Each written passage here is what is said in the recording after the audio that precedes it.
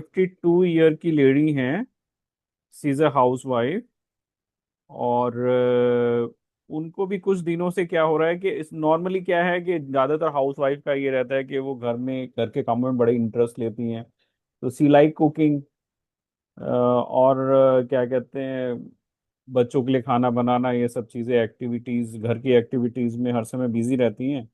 लेकिन उनको भी कुछ दिनों से क्या हुआ है कि she feel too much joint pain, और सो नहीं पा रही हैं। और emotionally she feel like blank, कुछ समझ नहीं आ रहा है। तो और ज्यादातर लोगों का ऑब्जर्वेशन ये है कि अभी तो बुढ़ापा आ रहा है, तो ये तो बुढ़ापे के लक्षण है।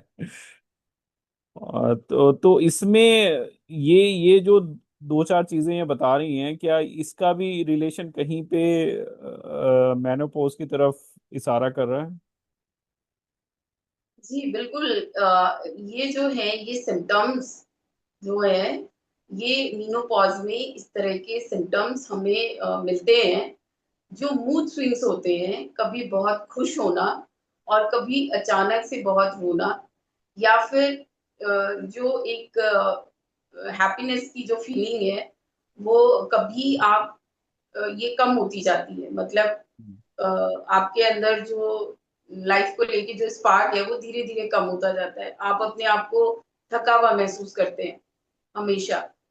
ये इसलिए भी हो सकता है कि रात में आपने एक अच्छी नींद नहीं ली हम्म। है ना?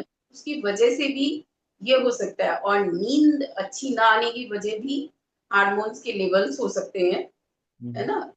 तो जैसे एस्ट्रोजन या प्रोजेस्टेरॉन है, इनके लेवल्स तो हम कराएंगे ही, जब हम्म। अगर आप जो है मेनोपॉज एज ग्रुप में है तो। लेकिन साथ में इसमें डीएचए और जो हमारे ये है सेरोटोनिन वगैरह, जो हमारे न्यूरोट्रांसमीटर्स है, इनको हम्म। भी हमें चेक करना चाहिए। क्योंकि कभी कभी जो है इनके लेवल्स की कम या ज्यादा होने की वजह से भी हम्म। पेशेंट ऐसा फील करते हैं, उनके पास ये सिम्टम्स होते हैं कि उनको ये दिक्कत होती है। तो इनमें ये मेनोपॉज से रिलेटेड है ये सारे सिम्टम, है ना? ट्रीटमेंट वही है कि आपको गायनिकोलॉजिस्ट को कंसर्न करें।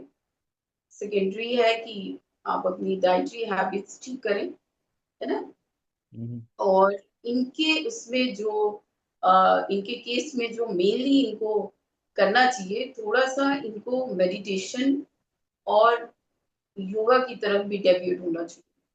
जो